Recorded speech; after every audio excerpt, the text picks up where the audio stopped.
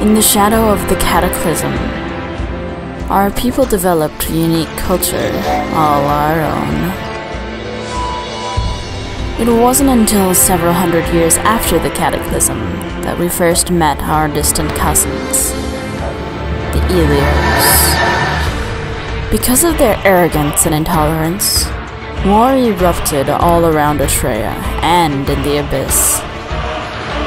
And it was because of this war that we, the Asmodeans, told tales of the Elios. The tale I will tell you now is a most famous publication, written by one of the most talented scribes in all of Asmodee, and heralded as the best and most accurate fable between an Elios and an Asmodean to date. Little is it known that the tale was based not on an author's whim, but on a misrepresentation of true events.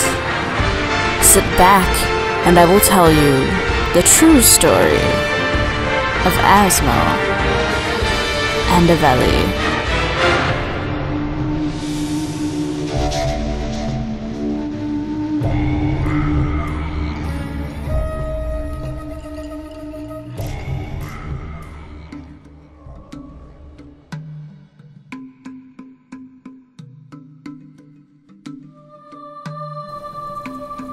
These were the tales they were taught.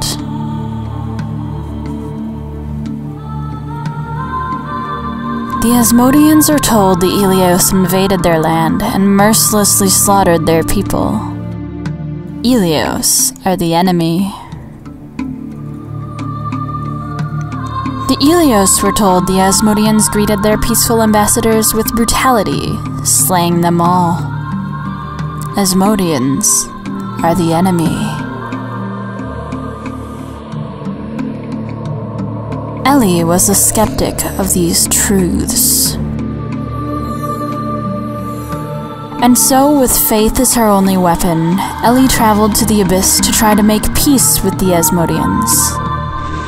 She was not as naive as the stories say. She knew well the risks she took, and she accepted them in the name of peace. Maybe, just maybe, an Asmodean would hear her out. Asmo was one such Asmodean.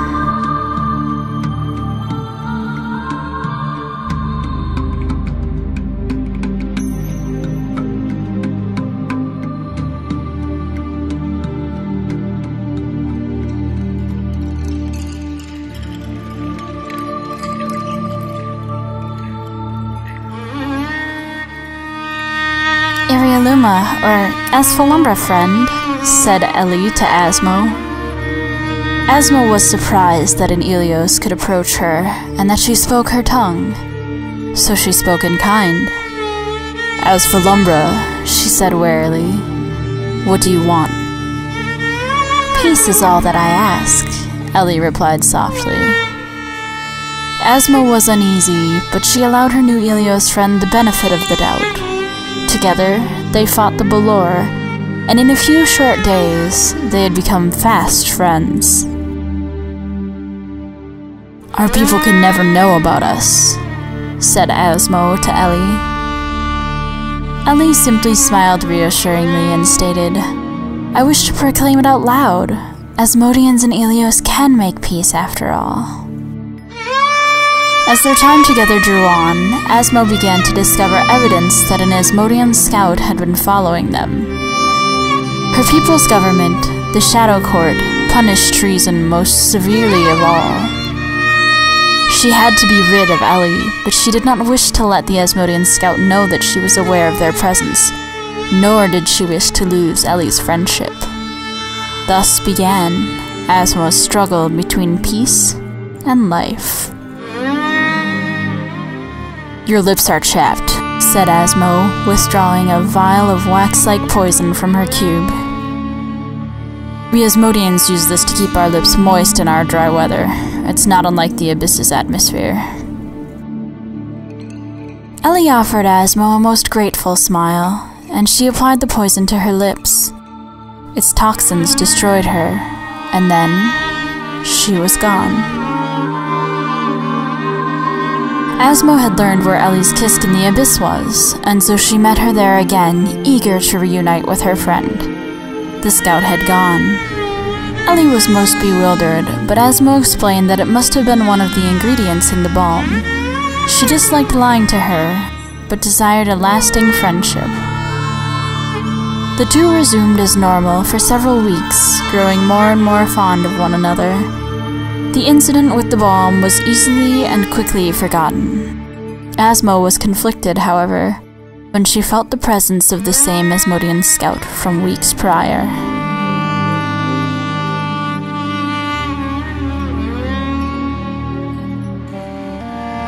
Asmo beckoned Ellie to her during their preparations to slay Balor together. Ellie granted her her full attention. Asmo contemplated telling Ellie exactly what was happening and turning on the scout, but to do so would be a clear act of treason. The Shadow Court would not forgive such a thing. It would cost her her immortality. She hesitated, then spoke the first thing that would come to mind to detract from her near confession. "I was thinking, why don't we try again to make peace with the Balor?" asked Asmo. Ellie nodded, pacifistic by nature. A try for peace with the Balor had been attempted many years ago, and it had been interrupted with violence. This time around, there would be none. "Wait here," said Ellie. "I'll go negotiate with one. I speak the Balor tongue as well as the Asmodean tongue." Asmo wished to protest, but Ellie was gone before she could say anything. And before Ellie had uttered a word to the Balor, it destroyed her. Asmo flew at the Balor in a fit of rage, avenging her friend. There was no crime in killing the Balor, even if it had killed an Elios. She felt the Shadow Court spy leave, or so she thought. Ellie arrived at her kisk again, dazed and confused. Asmo was there soon after. Had Ellie's faith in her been shaken? She hoped not. To her relief, Ellie greeted her warmly. "I don't think Balor are as negotiable as Asmodeans," Ellie joked, lightheartedly. "I'm sorry," said Asmo to Ellie, catching her breath. "I don't care anymore. I've got to be honest with you." Ellie did not frown at her friend. "What is it?"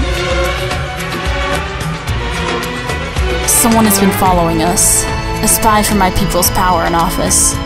Our friendship could be the end of me, but I've stopped caring. I'm more concerned for you." "Are they following us now?" Ellie inquired. Asmo cursed under her breath. She hadn't waited to see if the spy had gone before rushing to Ellie's kisk. Certainly, the spy was there. He revealed himself at that moment. "You need to run, now!" warned Asmo, on her guard. "Where do I go?" asked Ellie hastily. "It's hard for us to look at the light.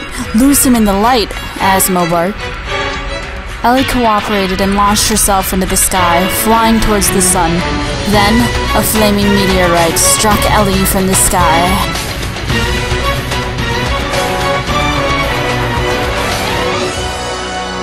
Asmo watched on helplessly as Ellie vanished. This time, she did not return to her kisk. Asmo could hardly breathe, let alone move.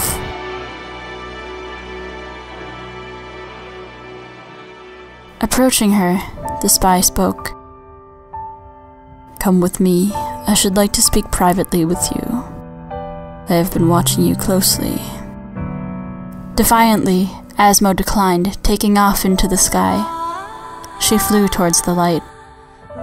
Though she was well out of earshot, the spy said quietly, "I am a simple author. I mean you no harm, Asmodean gladiator." He sighed wistfully. "I only wished your names. I believe I shall call you Asmo and Ellie."